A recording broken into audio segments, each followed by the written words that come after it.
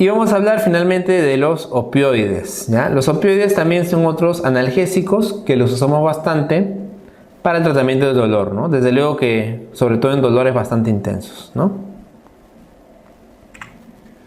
Entonces, recordarles la escala de la OMS que les había mencionado justamente, ¿no? Que en el tratamiento del dolor, desde luego cuando estamos ante un paciente también que tiene un dolor severo, ¿no? Escala 7 a 10, podemos usar también de frente el uso de opioides, ¿no? Claro, si estamos ante un paciente que está empezando con dolor o queremos controlarle, podemos escalar poco a poco. Pero si se trata de un paciente con un dolor irruptivo que está en emergencia, pues también no vamos a necesariamente ser bastante prudentes en ese sentido, ¿no? Entonces la escala de la OMS me dice, mira, opioides tú puedes usarlo a partir del escalón 2. Acá vamos a usar opioides débiles y acá opioides potentes. Como les digo, yo puedo, ojo, mira, yo puedo combinar en el escalón 2 o 3, puedo usar en cualquier momento los coadyuvantes, ¿ah? En cualquier momento. No quiere decir, doctor, que si yo uso morfina, yo no voy a usar antidepresivo. No tiene que ver, no, se puede usar. Incluso puedo usar una morfina con un ibuprofeno, ¿ya? Lo único que yo no puedo usar, y eso también ha venido en pregunta de examen, ¿no? Incluso en el MIR, lo que yo no puedo hacer es combinar un fármaco, un opioide débil con un opioide fuerte, ¿ya? O sea, no puedo usar, por ejemplo, tramadol y morfina a la vez. Eso no, ¿ya? Eso es lo único que está prohibido, digamos, ¿ya? Pero yo puedo combinar muy bien un medicamento del escalón 1 como un ibuprofeno con un opioide, tanto sea débil como sea fuerte, ¿ya? Por si acaso. Muy bien. Y los opioides también se clasifican dependiendo de su naturaleza, ¿no? Por ejemplo, los opioides naturales, ahí tenemos a la morfina, ¿no? A la codeína. Y entre los semisintéticos tenemos a la hidromorfona, a la hidrocodona y a la oxicodona, que es un medicamento que lo usamos también, ¿eh? Oxicodona. Entre los sintéticos, totalmente sintéticos, ahí está el tramadol, tapentadol, metadona, meperidina también, ¿no? La famosa meperidina, que vendría a ser la petidina, ¿no? Y el fentanilo, ¿no? Esos son los llamados sintéticos. Y entonces cuidado que les puede venir una pregunta, ¿no?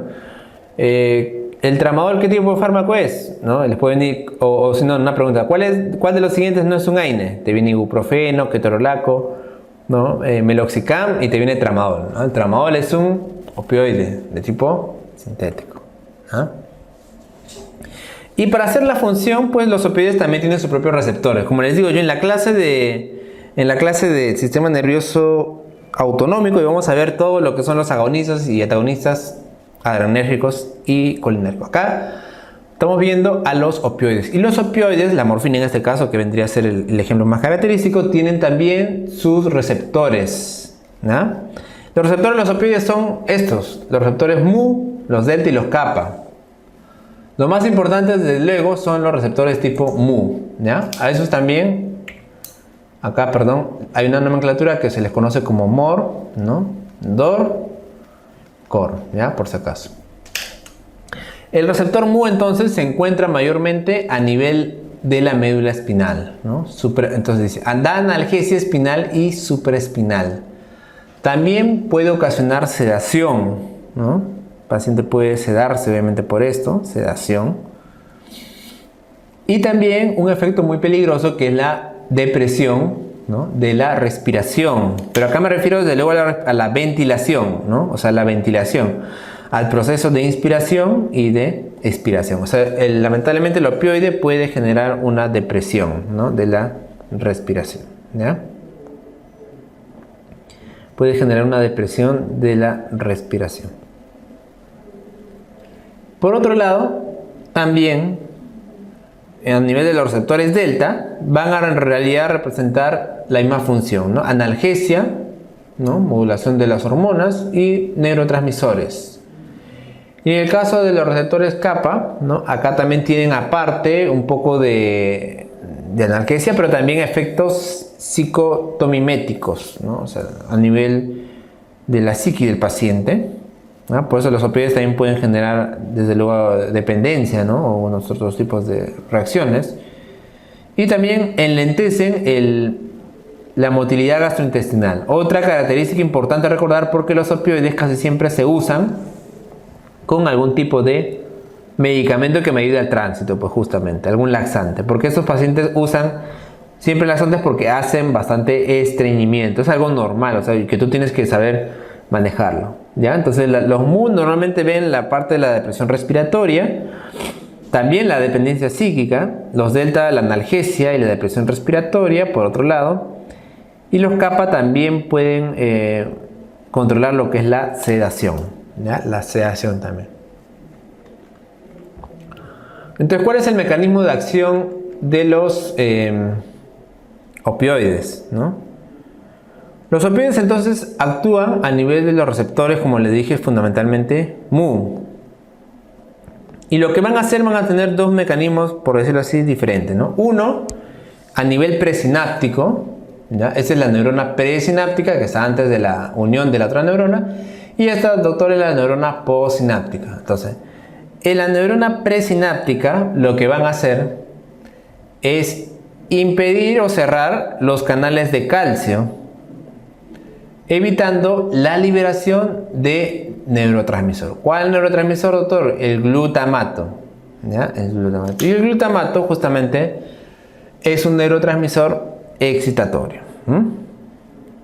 Por lo tanto, de esta manera van a disminuir la transmisión del dolor, ¿ya? Entonces disminuyen a través de el bloqueo de los receptores de calcio, ¿ya? Y de esta manera va a evitarse la liberación de las vesículas de glutamato.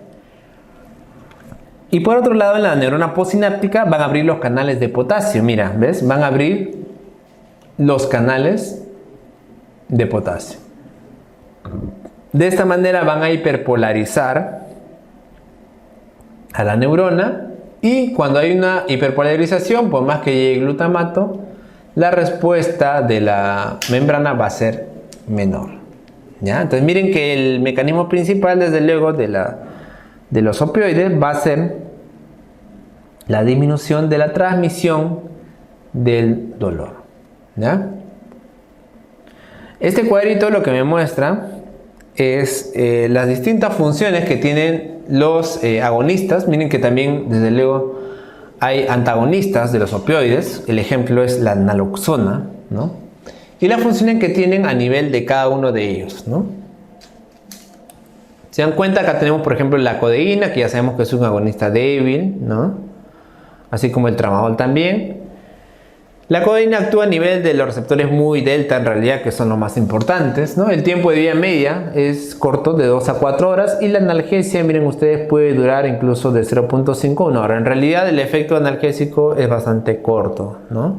Bastante corto. El fentanilo también mayormente es un inductor, pero que lo podemos usar también en infusión para un efecto mayor duradero. Pero su efecto en sí es bastante corto, ¿no? Tiempo de vida media de 0.5 a 2 horas. Y la duración de analgesia de 1 a 1.5 horas, ¿no? Esto de acá es la petidina, la heperidina, es un agonista fundamentalmente de los receptores MU.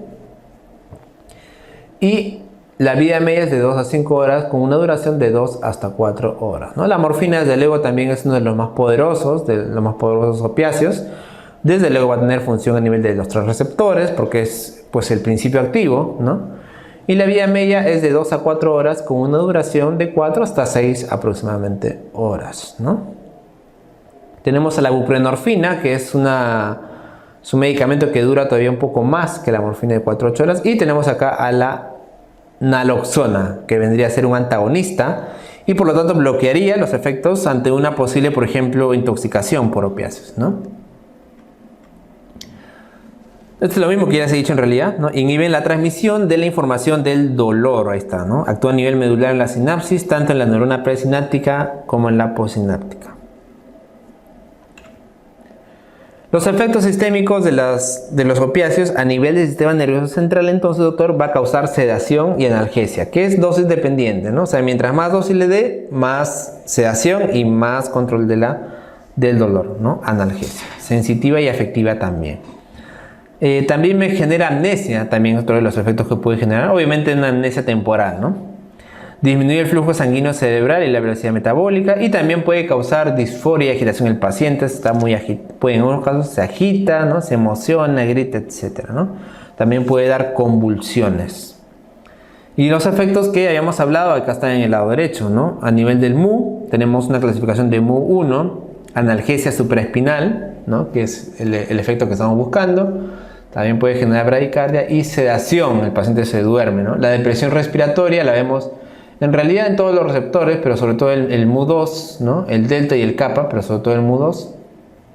Esta es la razón por la cual un paciente ante una intoxicación puede dejar de ventilar, ojo, por eso se llama depresión respiratoria, ¿no? Euforia y dependencia física también, ¿no? O sea, adicción.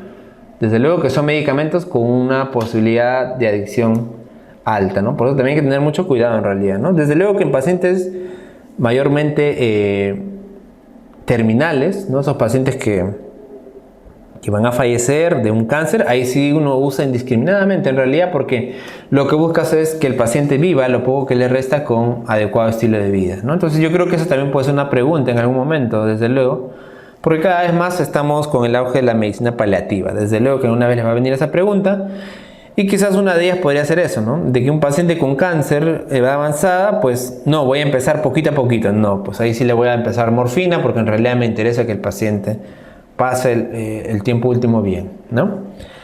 A nivel cardiovascular, me puede dar una bradicardia sinusal, ¿no? Disminuye la conducción cardíaca, puede prolongar el intervalo RR y me puede causar también vasodilatación periférica.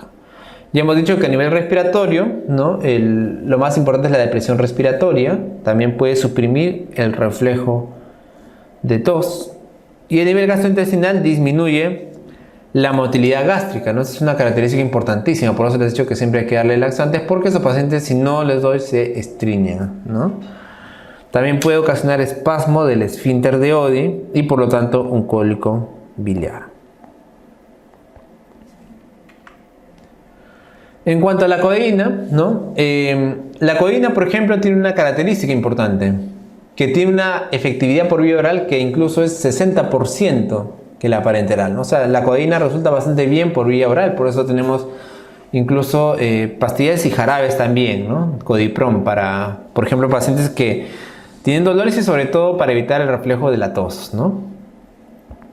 Una pequeña fracción de la codeína es desmetilada produciéndose morfina, que puede encontrarse libre y conjugada en la orina luego de la administración de dosis terapéuticas de codeína, ¿no? O sea, la codeína se desdobla en morfina. Presenta una afinidad relativamente baja por los receptores opioides y gran parte de ese efecto analgésico en realidad se debe a la conversión de morfina. Sin embargo, la codeína tiene un plus especial, como les decía, ¿no?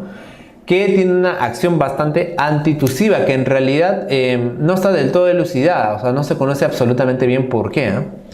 Pero produce una acción antitusiva. Por eso que la codeína mayormente la usamos para pacientes en los cuales necesito que dejen de toser. ¿Cuáles son ellos? Pacientes que tienen bronquiectasias, ¿no? Que al toser botan sangre y realizan hemoptisis, ¿no? Mayormente lo uso para esos pacientes, ¿no? Pacientes con hemoptisis, ya sea por bronquiectasia o a veces también por incluso neoplasias, ¿no? Cáncer. La vida media hemos dicho que es bastante corta, ¿no? El tramadol es un buen analgésico, en realidad es uno de los medicamentos que usamos cuando el paciente tiene mucho dolor y no le calma con los AINES convencionales, ¿no? El tramadol, por ejemplo, viene también en ampollas, podemos aplicarlo subcutáneo, endovenoso, viene en tabletas y también viene incluso en gotas, ¿no? Así que es un medicamento que lo usamos bastante, ¿no? Es un agonista puro, no selectivo, con los receptores opioides, mu, delta, kappa, con mayor afinidad obviamente por los mu, ¿no? También realizan una inhibición de la recaptación neuronal de la noradrenalina, ojo, así como la intensificación de la liberación de la serotonina, ¿no? Esa es una de las razones por las cuales hay que tener cuidado cuando usamos tramadol, petidina, ¿no? Por ejemplo, que son opiáceos, y a la vez usamos antidepresivos, ya, sobre todo de los inhibidores de la recaptación de la serotonina, porque pueden potenciar su efecto ambos y producir un síndrome serotoninérgico, ¿ya? Cuidado ahí con el tramadol. Ha venido con unos exámenes y también puede ser una pregunta bastante interesante. En contraposición con la morfina, durante un amplio intervalo, las dosis analgésicas del tramadol no ejercen ningún efecto depresor respiratorio. O sea, tienen menos propensión a, ¿no?, a hacer una depresión respiratoria que desde luego con la morfina, ¿no? La morfina, el sulfato de morfina tiene entre el 16 y el 33% de la potencia que se observa con administrarlo en vía endovenosa. O sea, la vía oral siempre le baja bastante de la potencia. La morfina es uno de los medicamentos que mayormente es bastante, ¿no?, metabolizada en el hígado, ¿no? Es uno de los que más va por el hígado y la reacción del primer paso es bastante significativa. Justamente la que les decía que se pierde el medicamento. Se absorbe muy bien por el intestino y por vía rectal todavía su absorción es mucho más rápida, ¿no? Los alimentos aumentan la absorción de la morfina y en realidad su efecto analgésico es relativamente rápido, ¿no? Al cabo de la administración por vía oral, a los 60 minutos ya tenemos un efecto. La administración rectal es mucho más rápido y también la administración intramuscular es de 50 a 90 minutos, siendo desde luego la más rápida por vía endovenosa, ¿no? A los 20 minutos el paciente ya probablemente tiene el efecto tan deseado, ¿no? Entonces, la morfina se usa desde luego para situaciones extremas, ¿no? Situaciones, pacientes que tienen cáncer de estómago que les causa demasiado dolor, que les hace llorar todo el día con dolor, ¿no? Un soldado, por ejemplo, que está en la guerra, que le explota una granada y le vuela un brazo. La morfina es el medicamento que siempre llevan los médicos, ¿no? Los médicos de los cirujanos militares para desde luego calmar ese gran dolor, ¿no?, que le ponen una buena dosis de morfina y el paciente, el soldado, está bastante bien, ¿no? Incluso ya puede moverse, ¿no?, desde luego. Entonces, en realidad son medicamentos realmente que ayudan muchísimo, ¿no? Ayudan muchísimo. Y por acá les vengo a comentar, ¿no?, ya casi para acabar, lo que es las dosificaciones de los distintos medicamentos, ¿no? Este es un cuadrito más o menos que muestra las dosis orales equivalentes. ¿Por qué? Porque yo puedo modificar el tratamiento que lleva un paciente dándole oxicodona, dándole tramadol o dándole morfina, por ejemplo, ¿no? Más o menos se pueden encontrar dosis equianalgésicas similares, ¿no? Acá también les muestro lo que son las dosis recomendadas de inicio, ¿no?, para normalmente adultos mayores de 50 kilogramos, que es lo convencional, ¿no? Morfina, administrar de 5 miligramos cada 3 a 4 horas, es la dosis recomendada de inicio, ¿no? Por vía oral, el sulfato de morfina viene de 30 miligramos, se recomienda 15 miligramos cada 4 horas, ¿no?, más o menos aproximadamente, ¿no? La dosis de codeína también, que es un medicamento que lo usamos bastante, ¿no? La dosis que usamos ya en parenteral, aproximadamente 75 miligramos, ¿no? 75 miligramos cada 4 horas. La petidina, ¿no?, viene de 100 miligramos, también utilizamos 100 miligramos cada 3 horas, no hay dosis por vía oral, hay solamente presentación endovenosa. La oxicodona también es un medicamento, ¿no?, que viene en presentación de rescate de 5 y de 30 miligramos en tabletas también, ¿no? Normalmente usamos 30 miligramos cada 3 a 4 horas, ¿no? Y el tramadol también es un medicamento que viene, como les digo, en diversas presentaciones, tabletas de 100 y ampollas también de 100 miligramos. Y la equivalencia analgésica es la que dice acá, o sea, por ejemplo, una tableta de 30 miligramos de morfina más o menos equivale a, ¿no?, de 3 a 4 horas equivale a 100 miligramos, ¿no? 100 miligramos de tramadol y equivale a 30 miligramos de oxicodona, ¿no?, aproximadamente. La morfina también, entonces, ahí está la dosis que se utiliza, ¿no?, de 4 a 10 miligramos endovenoso. Para pacientes mayores podemos usar hasta 20 miligramos. También hay una dosis de morfina preoperatoria, ¿no? O sea, antes de operar al paciente simplemente se le pone una dosis, ¿no?, de 8 a 10 miligramos. A eso se llama medicación preoperatoria, ¿no?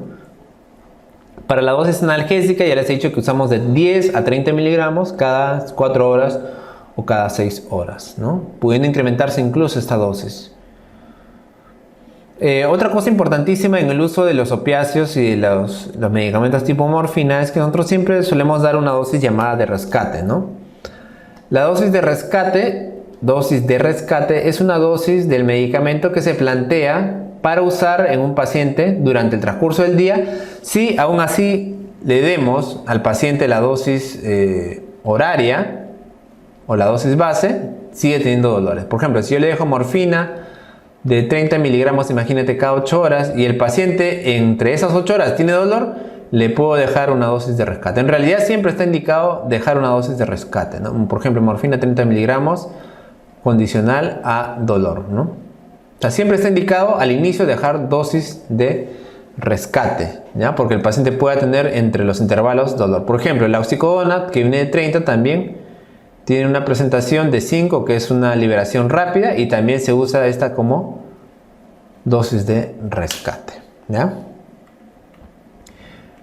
Y la dosis equianalgésica que le muestra acá es una dosis más resumida, más fácil, ¿no? Morfina como 10, codeína como 120, tramadol como 75, petidina como 75, fentanilo como 0.15 y buprenorfina como 0.3 aproximadamente, ¿no? O sea, eso quiere decir, por ejemplo, 20 miligramos, o sea, todo esto está en aproximado, ¿no? Tú le das, por ejemplo, 20 miligramos de morfina, ¿no? Por 2, me equivale aproximadamente a 150 miligramos de tramadol, ¿no? Eso de acá me equivale más o menos, multiplico por 2, 240 miligramos de codeína, y multiplico por 2, 150 miligramos de petidina, que en realidad es más o menos la dosis que solemos usar, ¿no? O sea, más o menos la morfina en ampolla viene de 10 y de 20, ¿no? Y más o menos su equivalencia es similar, ¿no? Entonces, si yo doy, por ejemplo,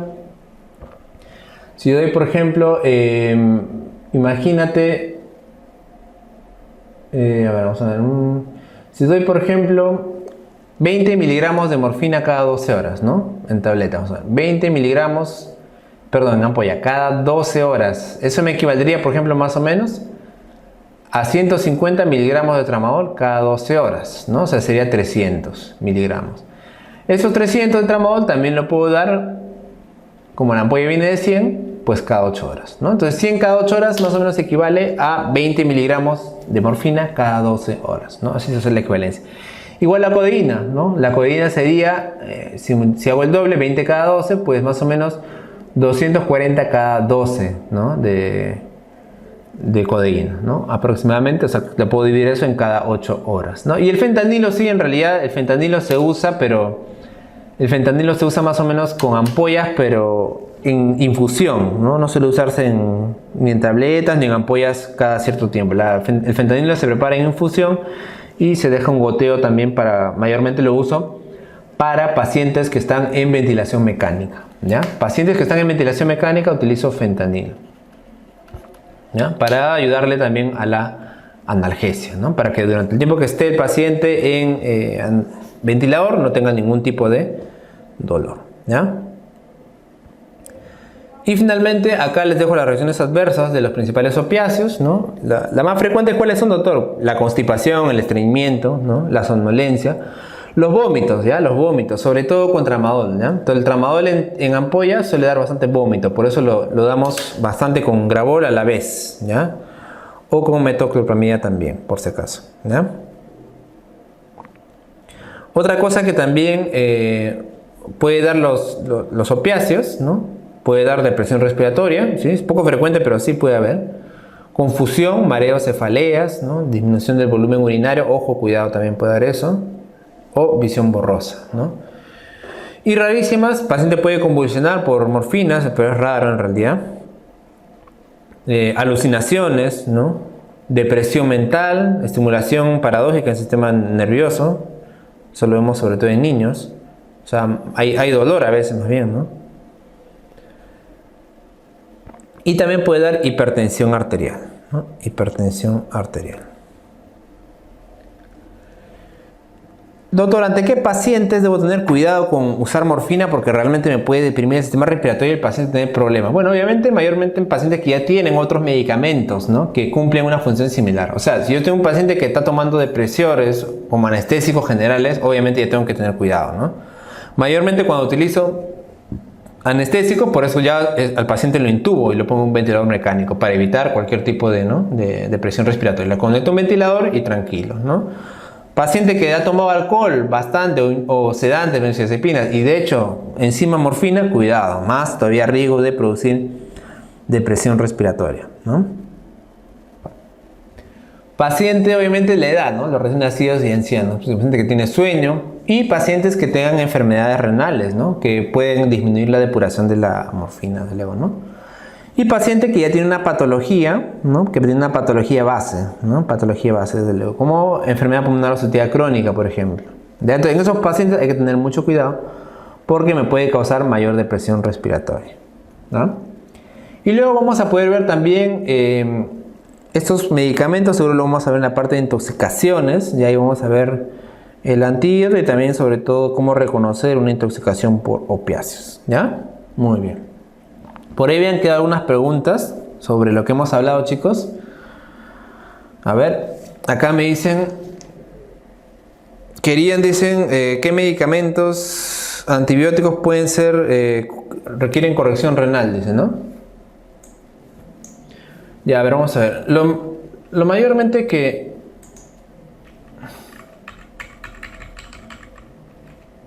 Acá, a ver. Ya, los más conocidos, ¿no? Porque en realidad, pues de todos no podemos mencionar tampoco. Los más conocidos que requieren corrección renal.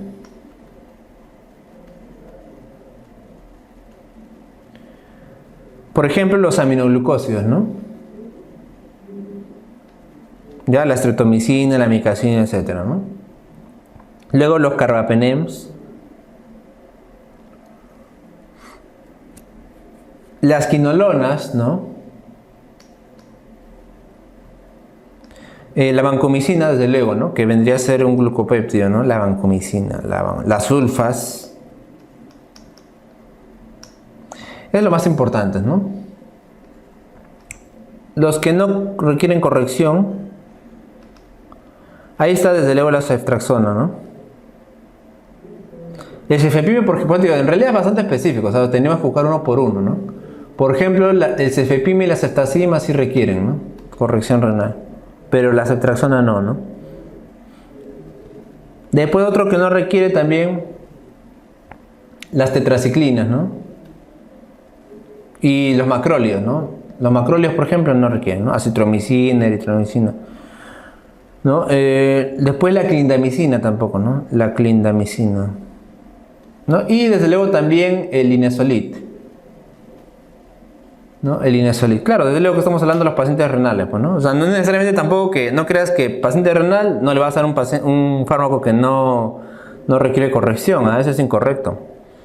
O sea, por ejemplo, en un paciente renal yo le puedo dar linezolid porque el linezolid no requiere corrección, pero tampoco eso es decir de que al paciente renal imposible que le dé vancomicina, o sea, eso tampoco, porque la vancomicina también se puede corregir, ¿no?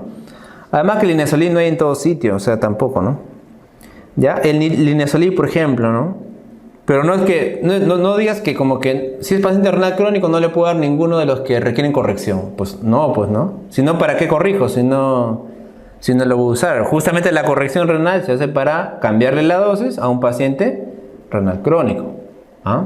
Por si acaso, ¿no? La clindamicina, el metronidazol también, ¿no? Metronidazol, la nitrofurantoína, esos no requieren, ¿ya?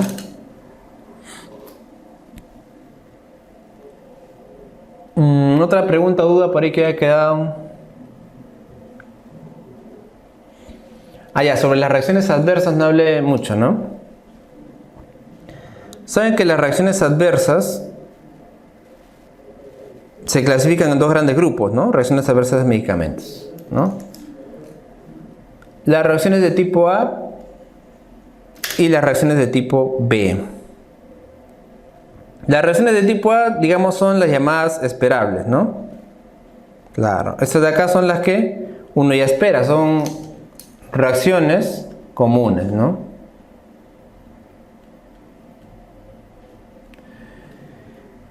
Y las de tipo B,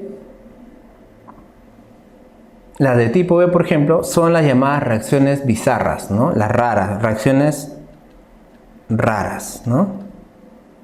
Estas reacciones, por ejemplo, son las que no te esperas, ¿no? Por ejemplo, una reacción anafiláctica, ¿no? Un síndrome de Stevens-Johnson, ¿no? Stevens-Johnson.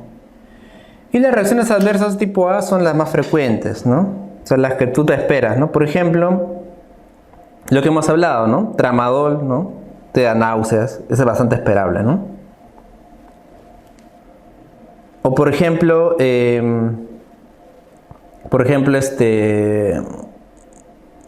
estreñimiento de morfina, ¿no? Estreñimiento de morfina.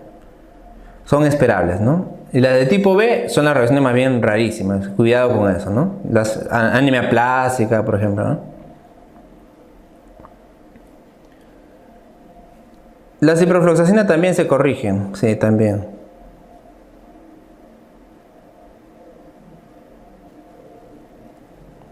¿No? Dentro del grupo de quinolonas, claro, como la levofloxacina también, ¿no?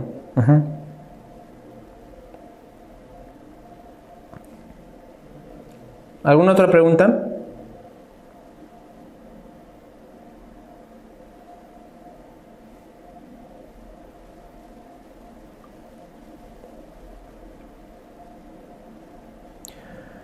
En el caso de los antituberculosos, también depende, ¿no? Si estamos hablando, por ejemplo, de la isoniazida, no requiere, pues, ¿no? Isoniazida no requiere, ¿no? Por ejemplo, el etambutol, sí, ¿no? Después, desde luego, también la streptomicina, ¿no? Que se puede usar también en TB, también, desde luego, se corrige, ¿no? La rifampicina también se puede dar mitad de dosis.